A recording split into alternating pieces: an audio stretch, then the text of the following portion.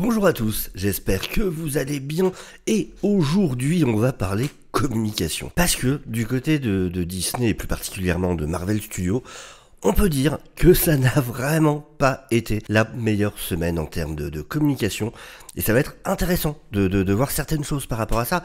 On va bien évidemment parler d'abord du problème principal qu'il y a eu cette semaine, on dira en tout cas en termes de retour, c'est-à-dire une interview du showrunner de Daredevil Born Again. On va parler aussi d'une sortie d'Anthony Mackie et aussi de l'acteur qui donc fait la voix de Peter Parker dans My Friendly Neighborhood Spider-Man. Et vous allez voir qu'il y a un point commun sur ces trois programmes, donc Daredevil, Captain America Brave New World et My Friendly Neighborhood Spider-Man.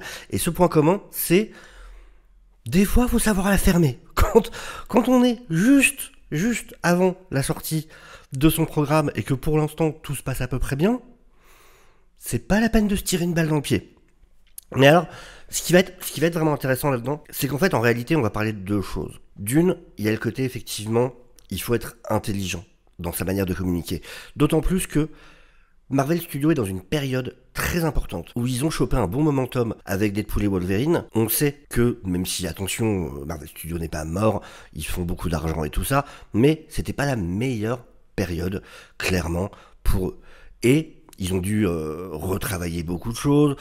On sait bien évidemment tout ce qui s'est passé avec Kang, remplacé par RDJ. On a vu sur Daredevil Born Again que après avoir tourné la moitié de la première saison, ils avaient tout jeté. Enfin, pas tout jeté, mais en tout cas, ils en avaient jeté une grande partie. Ils avaient viré tout le monde, les réalisateurs, scénaristes et tout ça, et fait venir une nouvelle équipe pour complètement changer la direction de la série, ce qui d'ailleurs va nous être confirmé dans des choses qu'on va voir là. Donc, vraiment, ils sont dans une période où ils doivent vraiment réussir à réintéresser une partie du public qui est en train de s'éloigner du MCU.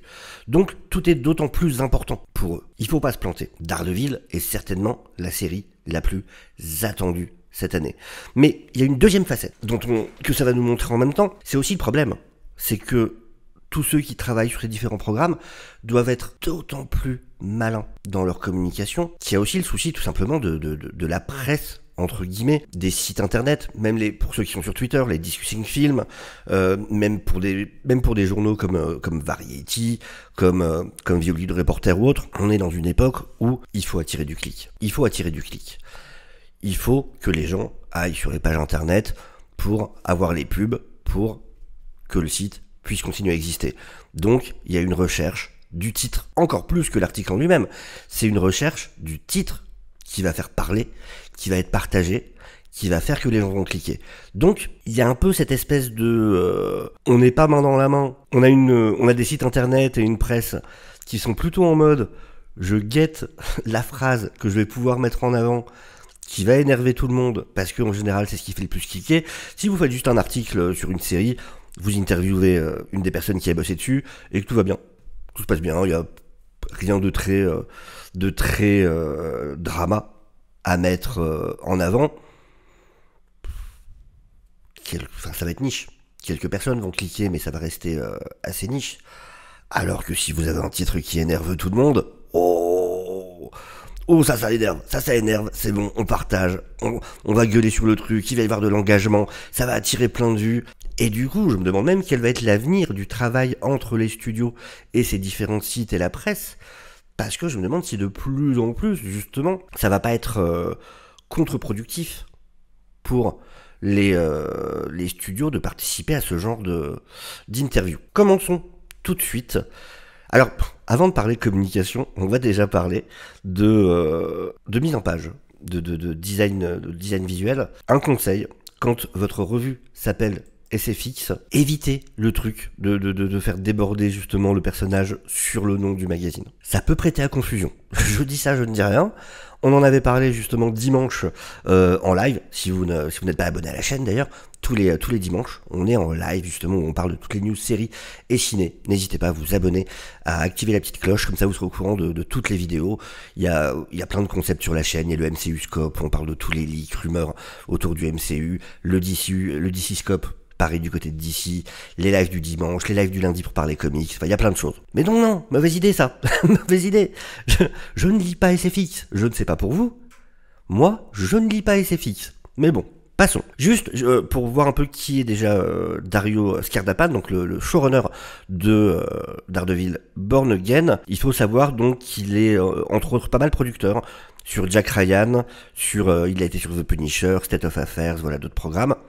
Et alors scénariste, il a été sur 2 épisodes de Jack Ryan, sur Mémoire meurtrière, qui a pas l'air bien noté d'ailleurs, sur The Punisher, mais 4 épisodes, donc 2 épisodes de la première saison et 2 épisodes de la deuxième, et voilà, d'autres séries que je ne connais pas honnêtement pour la plupart, State of Affairs, The Bridge, Dominion, Chase, voilà. Comme ça resitue un peu. Et donc, cette personne est celui que Disney a été chercher pour devenir le showrunner de Daredevil Born Again quand ils ont viré les anciens showrunners. Alors, voilà donc les fameuses interviews dont on a pu voir des extraits partout sur les réseaux sociaux.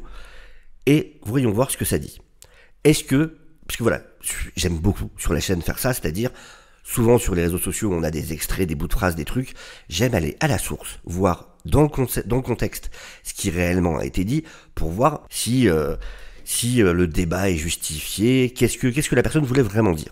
Et donc, le showrunner de Daredevil annonce que la série est encore plus ancrée dans le réel que le spin-off de The Penguin, allant aussi loin qu'une série Disney+ n'est jamais allée. Alors évidemment, dans le titre, parler de The Penguin, qui a très bien fonctionné dernièrement, qui a eu des récompenses, bien sûr c'est vendeur. Et là je me dis direct, ok, est-ce qu'il a vraiment été assez bête pour aller s'amuser à comparer une série qui n'est pas encore sortie avec The Penguin que les gens ont adoré? Est-ce que vraiment il a fait ça? On va regarder ça dans la suite. Si vous pensiez que la série dérivée de Batman, le Pingouin, était grinçante, il semblerait que les fans de super-héros n'aient encore rien vu. C'est ce qu'affirme Dario Skardapan, le showrunner de Daredevil Born Again, qui annonce que la prochaine série Marvel sera encore plus terre-à-terre que la série DC à succès de l'année dernière. Première leçon de communication, quand votre série n'est même pas encore sortie, n'allez pas vous comparer à une série que les gens ont adorée en disant « nous on va faire ça mieux ». Mauvaise idée. Très très mauvaise idée. C'est pas comme ça qu'on s'attire la sympathie, c'est pas une bonne idée. Vraiment pas. Naturellement, des comparaisons ont déjà été établies entre les deux séries, étant donné qu'elles sont toutes les deux des interprétations plus sombres du genre super-héroïque. Cependant, en s'adressant au magazine SFX, qui présente Daredevil Born Again en couverture et en kiosque le 29 janvier, Skardapan souligne que si les deux séries partagent un ADN similaire, la nouvelle série du MCU va plus loin. Pas malin. C'est pas malin. Au pire, même si le journaliste te parle d'une série concurrente ou quoi, tu dis « Ah, ils ont fait du super bon boulot, très bien, top, j'ai adoré. Nous, on fait notre truc à nous, et moi, je vais vous parler de ça. » Pas en mode « Ouais, nous, on fera ça plus que... » ou « Non, pas bon, jamais bon. » Très mauvaise idée. Très très très mauvaise idée. Comme il l'explique, c'est vraiment étrange. Vous travaillez isolé dans votre coin, et puis quelque chose d'autre sort. Et vous vous dites « Oh, waouh !» Donc au moins il y a le côté, voilà, il reconnaît quand même le côté, c'est une excellente série. Je dirais qu'à bien des égards, le Pingouin est notre concurrent direct. Cependant, nous sommes encore plus terre-à-terre, encore moins stylisés, encore plus ancrés dans l'ici et le maintenant. J'ai adoré le Pingouin, nous sommes un peu plus rapides, plus méchants, plus propres dans notre façon de raconter des histoires. Pour moi, ça a pas malin du tout. Dans le sens où, encore une fois, au contraire, si j'étais à sa place, ce que je dirais plutôt, c'est un truc du genre, écoutez, j'ai trouvé que c'était une excellente série.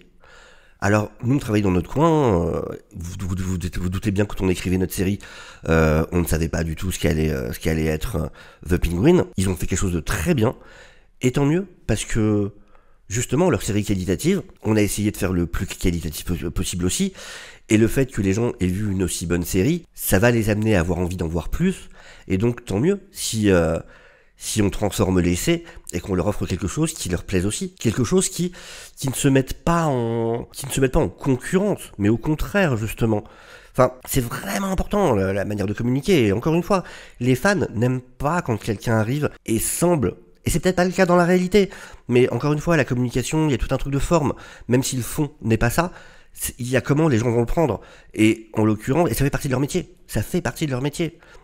On peut pas dire juste oui mais on s'en fout, peut-être qu'il a pas voulu dire ça ou quoi. Non, la communication est une part très importante, c'est pas pour rien s'il y a d'aussi gros budgets marketing. Et donc, non, ne pas se mettre comme ça en porte-à-faux et en concurrence directe avec quelque chose que les gens ont déjà adoré. On continue. Si vous craignez que la nouvelle série soit Disneyifiée, Scardapan a également des nouvelles prometteuses, car non seulement elle monte en puissance par rapport à The Penguin, et ça encore, ça n'arrête pas, tu parles beaucoup trop d'une série de la concurrence dans ton interview, mais elle va aussi loin qu'une série Disney Plus n'a jamais été. Après, là, le fait de reparler de Penguin, j'imagine que c'est le journaliste, mais encore une fois, d'autant plus, il faut être méfiant, c'est ce que veulent les journalistes, ce genre de choses. Le fait de pouvoir jouer sur la comparaison, parce que The Penguin a énormément plu, a gagné des prix et tout ça, ils savent que voilà, The Penguin, ça plaît aux gens, et donc ça va les amener à plus cliquer, parce qu'il y a cette histoire de comparaison avec cette série qu'ils ont aimée. Donc il faut être plus malin, En fait, le scénariste affirme même qu'elle est plus sombre que la série originale de Netflix. Bah oui, maintenant que t'as fait ça avec The Penguin, autant aussi aller te comparer à la série originelle que les gens ont adoré aussi et qui est devenue culte, on peut dire même. Très bonne idée. Très bonne idée. Donc en fait le scénariste affirme même qu'elle est plus sombre que la série originale de Netflix, ce qui ne manque pas de nous intriguer. Scardapan poursuit, elle a un rythme et une portée que, pour de nombreuses raisons, Netflix n'a pas été en mesure de faire. Ils étaient très sombres sur le plan cinématographique, pas nécessairement sur le plan de l'histoire. Je sais pas si on a vu la même série, mais ok. Même s'il y avait des éléments sombres, nous sommes beaucoup plus sombres. Aucun autre show Disney n'est allé aussi loin. Encore une fois, moi je trouve vraiment que c'est une très mauvaise... Alors, ça n'enlève rien à ma hype pour Daredevil Born Again. Attention, qu'on soit bien clair là-dessus. J'aurais même dû le dire dès le départ. Je suis super hypé par la série, le trailer m'a beaucoup plu, on a des acteurs incroyables, je suis très hypé. On jugera la série quand on la verra, mais je suis toujours très hypé. Mais c'est intéressant d'analyser quand même, de regarder tout ça. Et donc ouais, pareil, y aller en frontal par rapport à une série que les gens ont adoré en disant « Ouais mais nous on fera mieux ça. » Non, c'est débile, c'est idiot, faut pas faire ça. C'est une très mauvaise idée. Et du coup ça a été séparé en différents articles sur ce site. Et on a aussi celui-là. Daredevil Born Again va régler les problèmes que le showrunner a avec la série Netflix. Et il ajoute, à son pire, c'était 2 personnages dans une pièce en train de parler de ce qu'est un héros. On va y revenir là-dessus, on va y revenir dans l'article. Pire citation. Mais encore une fois, problème aussi c'est que c'est mis en avant parce qu'il faut faire cliquer et qu'évidemment ce titre ça va déchaîner les passions et que ça va faire réagir. Voyons maintenant l'article lui-même. Il y a plus de plaisir dans les moments passés avec ces personnages et beaucoup moins de nombrilisme qu'auparavant. Mais pourquoi tu fais ça? C'est complètement idiot. Range ton ego un peu de côté et réfléchis ta communication, c'est important. La série précédente, dans ses meilleurs moments, était fantastique. Dans les pires des cas, il s'agissait de 2 personnages dans une pièce qui parlaient de ce qu'est un héros. J'ai eu l'impression que cela avait été fait. Je ne suis pas en train de me moquer, si, ce que t'es en train de faire. C'est juste que je ne voulais pas entendre des personnages se plaindre de leur sort dans la vie, je voulais les voir agir. T'as rien compris à ce qui avait fait le succès des séries Netflix. T'as rien compris. Si c'est juste les personnages qui agissent, c'est juste une série lambda comme n'importe quelle autre. Ce qui vraiment fait la spécificité des séries Netflix, c'est qu'on avait justement ces moments de développement de personnages qui faisaient que les scènes d'action prenaient beaucoup plus d'ampleur et nous touchaient beaucoup plus, parce que justement il y avait eu ces scènes de développement. Quand on pense à la série Netflix Daredevil, on pense en général autant à la scène du couloir qu'à la scène de la discussion sur le toit entre Frank Castle et Matt Murdock. Elles sont tout aussi importantes. Ces échanges justement qui nous permettent de rentrer dans la tête de ces personnages, ces questionnements, je prends cette scène sur le toit parce qu'évidemment c'est celle qui... il y en a d'autres, mais c'est celle à laquelle on pense le plus. Mais le fait d'avoir cette vision de Punisher, justement, qui est tellement persuadé de ce qu'est le chemin à accomplir, et d'avoir un Matt Murdock en face qui croit à la rédemption, parce que ça fait partie de lui, de sa foi. Elle était incroyable, cette scène. Elle était absolument incroyable, cette scène. Et là, tu me dis, non, moi, ce que je veux, c'est boum, boum, pouf, pouf, allez, tape dessus. Et ça veut pas dire que c'est ce que la série sera. Peut-être qu'il s'est mal exprimé. Peut-être que faut pas le laisser répondre à des interviews. Mais moi, ça me fait peur quand je vois ça, en fait. Je suis toujours ultra hypé et tout. Mais là, pour moi, t'es en train de me dire que t'as rien compris. T'as pas compris ce que les gens ont aimé dans la série. C'était justement aussi ces différences-là. Alors, je dis pas, il peut y avoir, parce qu'ils n'ont pas non plus le même budget, tout ça, il peut y avoir des scènes qui ne sont pas importantes pour le développement des personnages, qui auraient certainement pu être raccourcies. Je dis pas le contraire, mais tu prends le plus mauvais exemple possible. C'est ça le truc. Quand il parle de deux personnages qui parlent de ce qu'est être un héros, bah oui, ça fait partie du meilleur de la série. Donc c'est complètement idiot de prendre ça comme exemple. L'un des principaux changements qu'il a apporté a concerné le rythme des scènes, explique monsieur Scardapan, en faisant référence à la période où il travaillait sur The Punisher. L'un de nos préceptes était d'allonger les scènes, se souvient-il. Vous aviez ces longues scènes de 5 pages où les personnages discutaient pour faire de l'espace entre ces séquences d'action massives. La façon dont les choses ont évolué depuis, nous sommes capables de faire de grandes séquences d'action à un rythme beaucoup plus soutenu. Ouais, d'accord, c'est cool. Il faut pas pour autant enlever toutes les discussions importantes qui justement donnaient le charme à cette série. Si c'est pour juste faire encore une fois du boum boum pouf pouf, on se tape dessus, ouais super, c'est juste une autre série Disney+ en fait. Non. Ce qui était intéressant, c'était vraiment aussi tout le développement qu'il y avait autour. J'ai vraiment l'impression que le Daredevil de Netflix que j'ai dans le sang était beaucoup plus noir et que cette série est plus une histoire policière new-yorkaise, poursuit-il. Il y a des éléments des Sopranos et de King of New York. Il y a un sentiment pour ces histoires criminelles classiques des années 90. Elle a un rythme et une portée que pour de nombreuses raisons, Netflix n'a pas été en mesure d'avoir. Ces films étaient très sombres d'un point de vue cinématographique, mais pas nécessairement d'un point de vue narratif. Même s'il y avait des éléments sombres, nous sommes beaucoup plus sombres. Encore une fois, d'autant plus, à la base, faut se rappeler que ça n'était pas censé être la continuation de la série Netflix. C'était plus en mode, bon, c'est le même acteur, mais c'est une autre série. C'est vous qui avez été, Marvel Studios, qui avez été justement rechercher cette affiliation à cette série Netflix, parce que les gens l'adorent. Et donc c'est vous qui avez été profiter du succès d'un autre studio, entre guillemets, il y avait un fonctionnement qui était différent à l'époque. Marvel Télévision était détaché de Marvel Studios à l'époque. C'est vous qui avez été vous rattacher à ça parce que justement vous saviez que les gens avaient adoré. Donc là maintenant faire ces comparaisons là en mode ouais mais nous on fait ça mieux, c'est peut-être vrai, ne le fais pas quand même. Parce que pour l'instant les gens n'ont rien vu. Et juste ça te dessert. Et ça te met une pression supplémentaire. Parce qu'après avoir dit ces choses-là, t'as sacrément intérêt à délivrer derrière. Il y a sacrément intérêt à délivrer. Parce que sinon la déception va être d'autant plus grande. Et en plus les gens vont revenir en mode bordel qu'est-ce qu'il se la pète lui. Tout ça pour nous donner ça. Donc j'espère. Et dans tous les cas je croise les doigts pour que la série soit excellente. J'ai envie d'une excellente série Daredevil. Alors, il a aussi parlé du fait que, il y a cette citation qui est intéressante. Vous allez voir un personnage dont vous n'auriez jamais cru que vous le verriez ici. Mais ils sont inclus dans l'histoire d'une manière qui est tout à fait organique et qui existe dans notre monde. Alors je me demande si ça va pas être un truc en mode, ça va parler de Spider-Man dans les infos.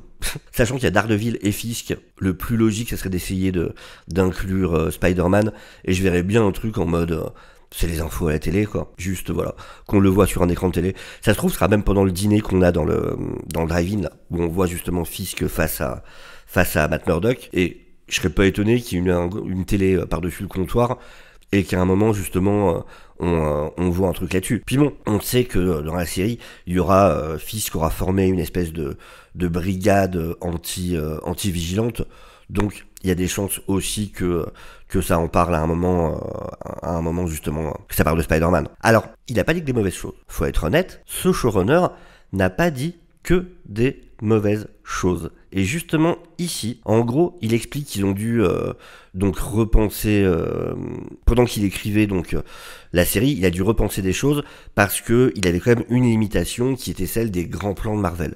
C'est-à-dire que des fois, il propose quelque chose et on lui dit non, là en fait, ce personnage-là, on l'utilise déjà ailleurs ou des choses comme ça. Donc non, ça tu peux pas le faire. Donc il dit voilà, les limitations que j'avais, ça se résumait à cette histoire de est-ce que ça risque de rentrer en contradiction avec quelque chose d'autre. Mais, ce qui est intéressant, donc nous avons établi un Daredevil vraiment spécifique, que ce soit en termes de dilemme, jusqu'au costume, et jusqu'à où on allait le chercher dans sa vie. Où il en était en gros dans sa vie. On peut dire que Daredevil est canon dans le MCU, que les événements par exemple de Spider-Man No Way Home ou de She-Hulk sont arrivés. Mais certains d'entre eux, on n'en parle pas. En gros, oui, dites-vous que c'est arrivé, mais nous on s'en fout. On n'y fera pas référence. Et l'exemple précis qu'il donne, sa nuit avec She-Hulk pourrait être une de ces choses. Ils ont utilisé Matt dans d'autres coins du MCU, et maintenant il est de retour dans sa propre histoire. Donc clairement, là il y a le côté, ouais, bon, ok, vous l'avez vu, hein, on oublie. Bon, No Way Home à la limite, voilà. She-Hulk, non, on oublie. D'autant plus que il parle de one night stand, donc de coup d'un soir, en gros. Sauf que c'est pas vraiment un coup d'un soir, parce que je vous rappelle qu'à la fin de la série, quand elle va parler au robot Kevin, elle fait justement réapparaître Daredevil, et ils finissent en mode barbecue à la Toretto, avec la famille de Jennifer, de Jen. Donc non, c'est pas juste un plan d'un soir. La série finie, il est là pour le repas final avec la famille et tout ça. Donc il se revoit ensuite. Donc non, déjà c'est faux. Mais bon, après je vais pas dire que ça me dérange parce que She-Hulk, voilà, c'est vraiment loin d'être une série que je porte dans mon cœur. Ce qui est dommage, parce que c'est un personnage que j'adore et ça avait un gros potentiel. Mais voilà. C'est pas le seul problème qu'il y a eu du côté de Disney cette semaine, comme je vous le disais. Et donc on a l'acteur qui fait la voix de Peter Parker dans My Friendly Neighborhood Spider-Man, qui a discuté avec quelqu'un de chez Collider, et qui a dit ça. Je me suis dit que c'était génial. Je veux dire, ma plus grande peur, c'était que ce soit ennuyeux et woke. Quand un acteur commence à utiliser woke, et ça ne l'était pas. Et j'étais en mode, ouais, c'est génial, c'est tellement bien écrit. Genre, ça faisait vrai. Vous en pensez ce que vous voulez, du côté woke, pas woke, machin. C'est pas la question. Mais, en tant qu'acteur, en plus qui interprète le protagoniste principal, sortir ça en interview à quelques jours du début, à quelques jours de la diffusion de la série, c'est stupide. C'est stupide en termes de communication. Parce que, bien évidemment, vous pouvez bien imaginer que ça a donné lieu à des débats tout à fait posés, constructifs. Pas du tout. Évidemment que ça gueule de tous les côtés d'internet. D'autant plus que c'est comment ne se mettre d'accord avec personne. Parce que d'un côté, il y a lui qui dit ça. D'un autre côté, on a le showrunner qui lui dit la série est hyper diverse, c'est un New York avec plein d'ethnies différentes et tout. Donc au pire, tu vas réussir à... Faites juste votre série. Là, si c'est pour avoir quelqu'un qui dit un truc, son contraire, le machin, Et évidemment, Collider, en plus, ça leur fait bien plaisir. On voit justement le côté paradoxal de tout ça. Ça leur fait bien plaisir de pouvoir mettre la citation en avant. Ils la mettent bien. C'est la seule citation qu'ils mettent, pour après dire « woke est un terme qui... le plus souvent est utilisé comme un peu une diversion pour du racisme ou du sexisme dans les fanbases de l'industrie du divertissement. Cette interview vient aussi au même moment où Mike Thomas de Collider a parlé avec le showrunner justement de la série, Jeff Trammell, qui lui a de manière très éloquente parlé du fait qu'ils avaient amené une version ils avaient amené à la vie une version de New York, une qui était remplie de représentations, qui montrait de façon réelle les différentes cultures dans l'une des plus grandes villes sur Terre, et ainsi de suite. Et encore une fois, vous en pensez ce que vous voulez, mais d'un point de vue là vraiment de communication, c'est naze. C'est vraiment idiot. C'est vraiment idiot. Et on a aussi eu du côté d'Anthony Mackie, parce que tant qu'à faire, on se fait un triplé. Dans une interview, donc c'était cette interview ici, voilà, c'est un Q&A du coup pour le film, qui a dit Captain America représente beaucoup de choses et je ne pense pas que le terme Amérique devrait être l'une de ces choses que ça représente. C'est à propos d'un homme qui tient parole, qui a un sens de l'honneur, de dignité et d'intégrité. Dans le fond, il a raison. Je sais que ça va en énerver beaucoup, mais dans le fond, il a raison. Dans le sens où Captain America, très souvent on le voit se rebeller justement contre les États-Unis, contre le gouvernement plutôt. Et surtout, Captain America, c'est la représentation d'un idéal. Il représente plus que les États-Unis. Il s'en fout de représenter juste l'Amérique, Captain America. Ce qu'il représente, c'est l'espoir, c'est cette envie d'aider les autres, de protéger les gens. C'est tout un idéal. Il appartient à tous et pas seulement à l'Amérique. Alors oui, il s'appelle Captain America, oui, il a le costume America et tout ça, mais c'est parce que il vient d'une époque où en face on avait un groupe de personnes dont la plupart des gens sains d'esprit seront d'accord que ça fait partie des plus grands vilains réels de l'histoire de l'humanité et qui avaient besoin de d'un symbole fort en face, que voilà, il y avait vraiment ce côté, oui, très manichéen, bon, plus à raison, clairement. Et le problème, par contre, c'est qu'encore une fois, dans la forme, c'est idiot. Dans la forme, c'est idiot. À moins de 2 semaines, à 2 semaines de la sortie du film, faut être plus intelligent sur la manière de dire les choses. Et par exemple, Chris Evans avait dit la même chose. Il avait dit la même chose il y a des années en interview, sauf qu'il avait beaucoup mieux exprimé. J'ai plus la citation ici, j'étais tombé dessus hier, sauf qu'il développe.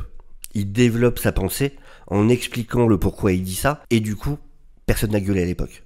Bon, il y a aussi le fait que il y a peut-être d'autres éléments qui jouent sur le fait que ça gueule plus pour Anthony Mackie, ce qui n'empêche que c'est pas malin de sa part.